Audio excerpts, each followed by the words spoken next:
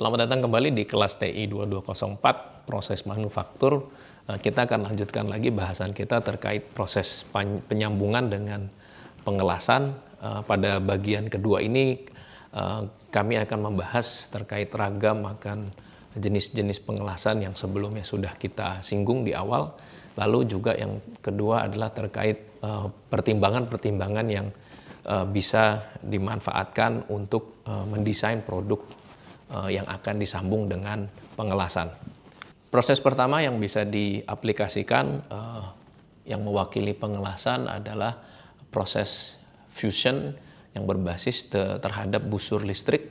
Ini adalah contoh penyambungan untuk dua komponen yang berhimpit, yang mana nantinya ketika kita lihat pada bagian potongan ini, kita bisa lihat ada pemanfaatan elektroda dan kita lihat terjadi satu busur listrik di sini yang mana akan membuat panas di bagian permukaan sini, yang juga filler itu menjadi ikut meleleh dan tersambung di sana, ya, sehingga nantinya jika kita lihat pada tampak yang berbeda, ini adalah contoh bentuk hasil pengelasannya.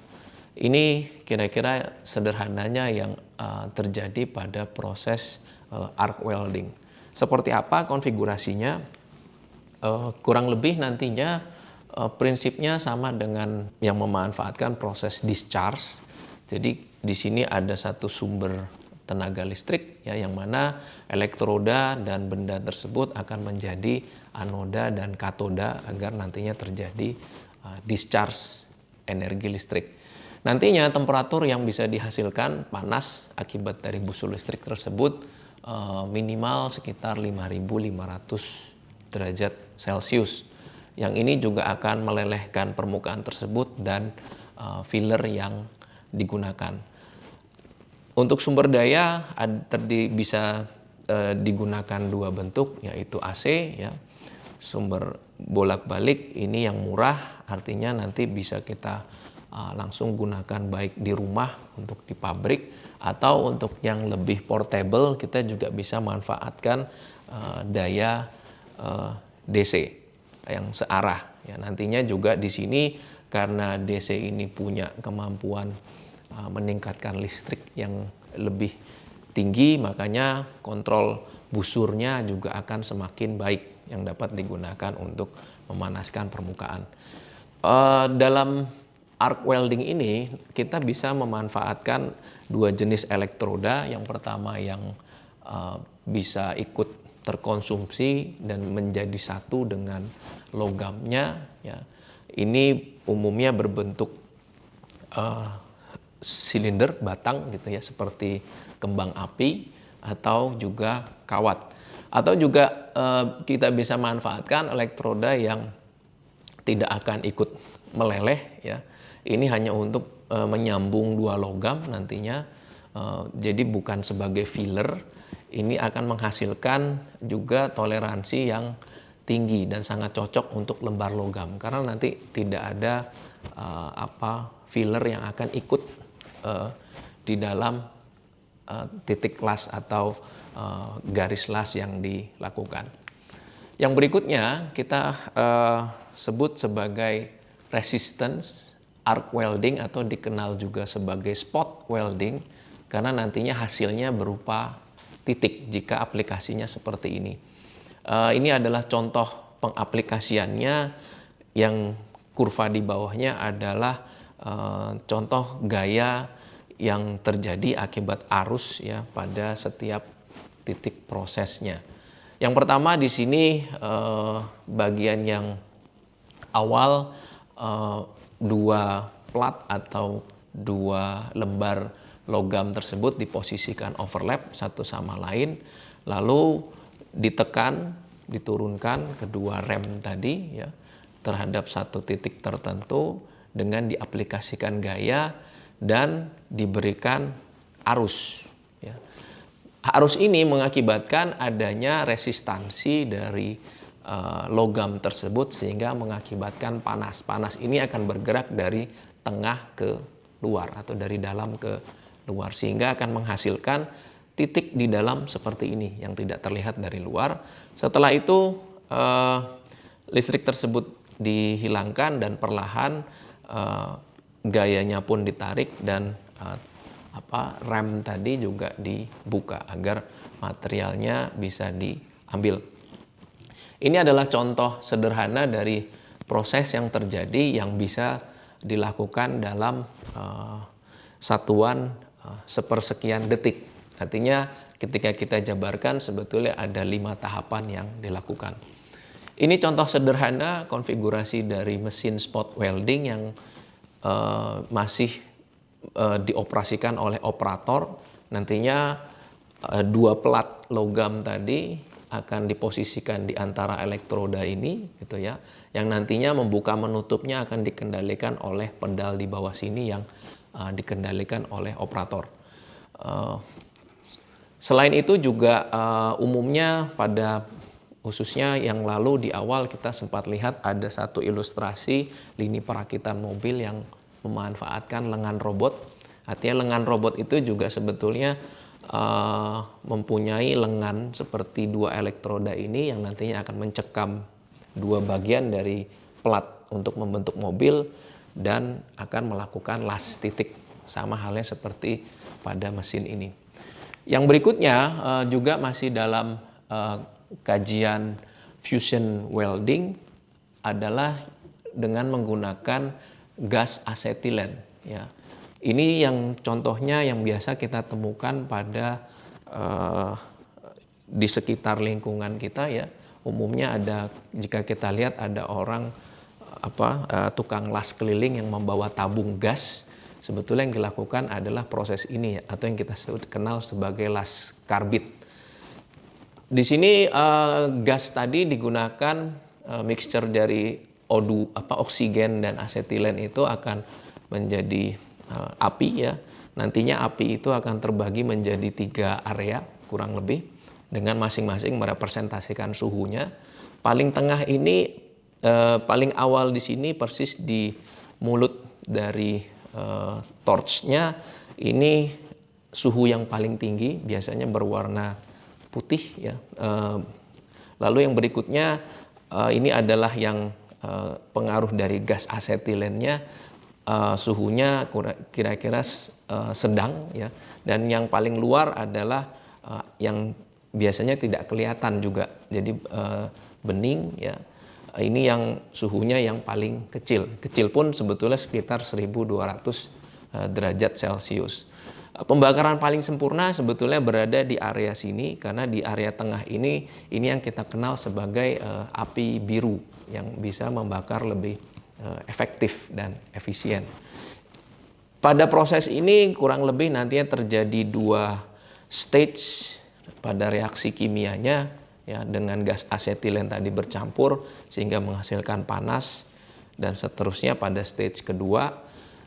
Ini yang akan terjadi ketika nantinya kita mencoba mengelas dengan menggunakan gas welding. Yang berikutnya ini adalah contoh friction welding yang merupakan perwakilan pertama dari solid state welding atau terjadinya fusi akibat perubahan pada level atomnya. Yang dilakukan pertama kali di sini contoh aplikasinya adalah pada batang silinder ya. Batang silinder ini awalnya akan berputar, lalu pada saat sedang berputar tersebut salah satu sisinya akan dihimpitkan sehingga bertemu, dan akibat dari gaya gesek putaran kedua batang silinder tersebut maka terjadilah panas ya. Panas ini yang akan nantinya mengakibatkan proses atom tersebut sehingga terjadi fusi di sini dan tersambung kedua batang silinder tadi. Jadi sederhananya seperti kita gesekkan kedua bagian tersebut sampai terjadi panas dan meleleh, lalu sambil ditekan, diberikan gaya tertentu.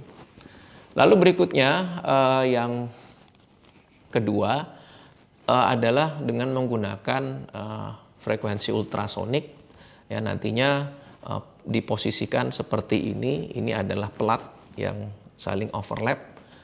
Lalu kita tutup tip dari sonotrode-nya, yang mana juga nanti ini akan terhubung dengan transducer untuk mengirimkan frekuensi gelombang tadi, sambil digerak-gerakan pada bagian sonotipnya, maka terjadilah stres di area sini yang mengakibatkan panas tersebut yang akan melelehkan dua permukaan tadi. Untuk proses ultrasonik ini sangat terbatas untuk posisi penyambungan overlap, ya, dan juga untuk material lunak seperti aluminium dan tembaga. Dari sisi kualitasnya, setelah kita misalkan lakukan pengelasan seperti ini, gitu ya, yang bisa kita hasilkan adalah pertama, setelah pengelasan, komponen atau material yang disambungkan itu akan mengalami penyusutan. Ya, ini yang harus dipertimbangkan ketika menyambung dan mendesain produknya, maka kita harus juga berikan kompensasi ukuran tersebut. Yang berikutnya, nantinya setelah disambungkan, karena ini juga menyambungkan kedua lembaran yang bisa jadi keduanya tidak memiliki kerataan yang sama, maka akan terjadi stres untuk pada area transversal maupun longitudinal, ya, jika kita posisikan seperti ini. Yang keempat atau yang ketiga di sini, di gambar ini, setelah disambungan tersebut juga memungkinkan kedua benda yang tersambung menjadi melenting seperti ini, atau yang kita sebut sebagai warpage. Dari sisi sambungannya, yang memang sangat dipengaruhi oleh operator jika memang masih dikerjakan secara manual, harusnya kita akan bisa mendapatkan profil sambungan las yang seperti pada gambar di kiri, paling kiri, ya. Jika operatornya mungkin konsentrasinya juga hilang, maka bisa juga terjadi undercut atau tidak sengaja melelehkan area yang bukan titik mengelasnya.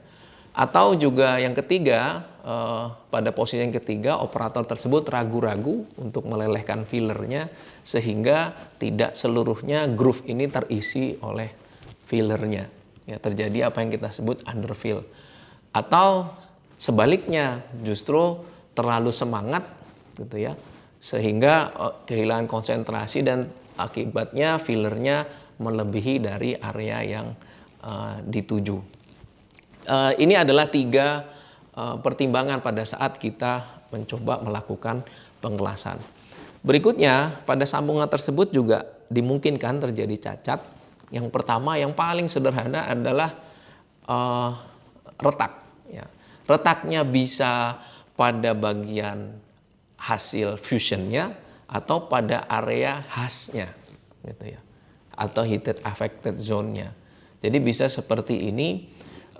Lalu yang berikutnya juga bisa terjadi khususnya yang yang memiliki keahlian yang kurang, pada saat mengelas tidak seluruh bagian pada groove ini terjadi fusi.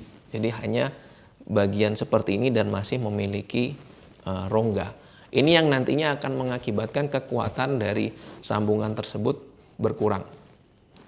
Setelah kita memiliki cacat dan beberapa aspek kualitas tadi, tentunya juga kita perlu mempertimbangkan beberapa metode inspeksi dan mengujinya apakah sambungan las yang sudah kita lakukan itu baik. Yang pertama, sederhananya kita lakukan visual inspection, kita lihat, ya, kita coba ukur terhadap dimensi rancangan yang sudah dibuat. Lalu juga kita bisa lihat warpage dengan jelas apakah dia melenting atau tidak. Selanjutnya juga untuk retak, ya, rongga, dan juga fusion yang tidak seluruhnya terjadi, itu juga dengan mudah sebetulnya kita lihat jika memang berongga. Atau jika letaknya di dalam, ya, mungkin juga bisa yang susah dilihat, kita bisa gunakan non-destructive evaluation. Ini pertama menggunakan semacam cairan fluoresen yang mana nanti cairan itu diaplikasikan pada permukaan sambungan lasnya, lalu dengan menggunakan cahaya ultraviolet kita bisa melihat perbedaan warnanya, maka di situ kita bisa lihat adanya crack, cavities atau fusion yang tidak merata. Yang berikutnya kita juga bisa memanfaatkan gelombang ya, ultrasonik untuk khususnya daerah yang berongga di dalam. Yang ketiga kita juga bisa menggunakan X-ray, gamma radiasi untuk seperti layaknya melakukan ronsen. Yang ketiga, kalau dua ini terlalu sulit, yang paling sederhana memang ujung-ujungnya adalah melakukan destructive testing atau mengujinya sampai dia rusak.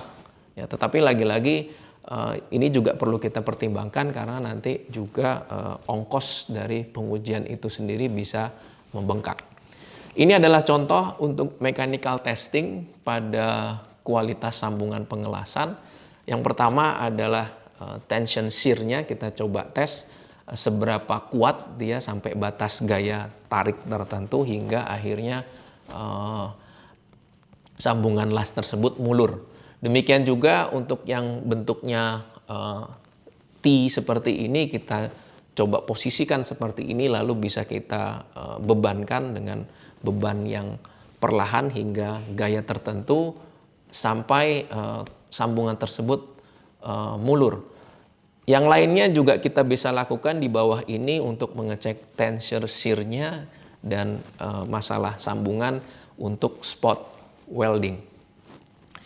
Lalu bagaimana sebetulnya proses pengelasan ini sebaiknya dilakukan atau untuk produk yang seperti apa? Yang jelas jika bisa kita hasilkan atau desain produk yang tidak memerlukan sambungan, maka lebih baik seperti itu karena nantinya juga banyak produk yang disambung menjadikan produk tersebut bisa mengalami dimensi yang pencapaian dimensi rancangan yang kurang baik. Artinya jumlah komponen sebisa mungkin sedikit mungkin yang perlu disambung. Setelah itu juga nantinya karena kita juga mempertimbangkan tadi adanya proses shrinkage ya, penyusutan tadi, maka juga komponen sebelum disambung diberikan kompensasi allowance terhadap shrinkage tersebut. Lalu yang paling sederhana yang juga tidak mudah pengaplikasiannya adalah dengan memanfaatkan busur listrik yang mana juga alatnya cukup portable ya, bisa memanfaatkan listrik rumah maupun dengan baterai. Selain itu dari keempat posisi ini usahakan posisi mengelas adalah seperti yang ini, adalah pengaplikasian vertikal dari atas gitu ya, tidak menyamping ataupun terbalik dari bawah ke atas. Yang berikutnya tentu saja nantinya khusus yang memanfaatkan elektrode, area pengelasan harus mudah dicapai. Terima kasih, demikian penjelasan terkait proses pengelasan.